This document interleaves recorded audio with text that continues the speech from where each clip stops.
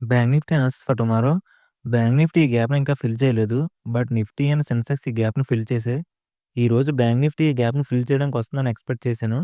But ఈ zone base చేసుకొని bank Nifty up side move అయింది. సో, రేపు బ్యాంక్ నిఫ్టీ ఎలా మూవ్ అయ్యే అవకాశం ఉందంటే, బ్యాంక్ నిఫ్టీ 15 మినిట్స్ టైమ్ ఫ్రేమ్‌లో ఈ హై నుంచి లోకి ఓ ఫిబొనాచి డ్రా చేస్తే, ఈ జోన్ అనేది 0.5గా యాక్ట్ అవుతుంది. సో, రేపు బ్యాంక్ నిఫ్టీ ఫ్లాట్ ఓపెన్ అయ్యి అప్ సైడ్ మూవ్ అయితే, ఈ లెవెల్ రెసిస్టెన్స్‌గా యాక్ట్ అవుతుంది.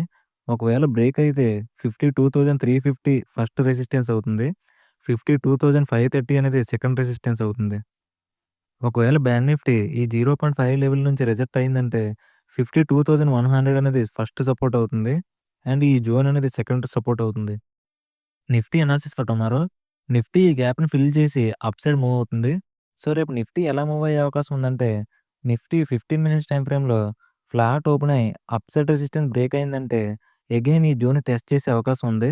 ఒకవేళ ఈ రెసిస్టెన్స్ నుంచి రిజెక్ట్ అయిందంటే, ఈ జోన్ సపోర్ట్‌గా యాక్ట్ అవుతుంది. మాక్సిమం నిఫ్టీ రేపు ఈ గ్యాప్‌లోనే ట్రేడ్ అయ్యే అవకాశం ఉంది. Sensex analysis for tomorrow. Sensex కూడా ఈ గ్యాప్‌ని ఫిల్ చేసి అప్ సైడ్ మూవ్ అవుతుంది. సో, రేపు సెన్సెక్స్ ఎలా మూవ్ అయ్యే అవకాశం ఉందంటే, 15 మినిట్స్ టైమ్ ఫ్రేమ్‌లో సెన్సెక్స్ ఈ జోన్‌ని 5 టైమ్స్ టెస్ట్ చేసింది. సో, రేపు సెన్సెక్స్ 15 మినిట్స్ టైమ్ ఫ్రేమ్‌లో ఈ జోన్‌తో పాటు 80,600 లెవెల్‌ని కూడా బ్రేక్ చేసిందంటే, 81,000 అనేది ఫస్ట్ రెసిస్టెన్స్ అవుతుంది. ఒకవేళ 80,600 లెవెల్ నుంచి రిజెక్ట్ అయిందంటే, అగైన్ ఈ జోన్ అనేది సపోర్ట్‌గా యాక్ట్ అవుతుంది.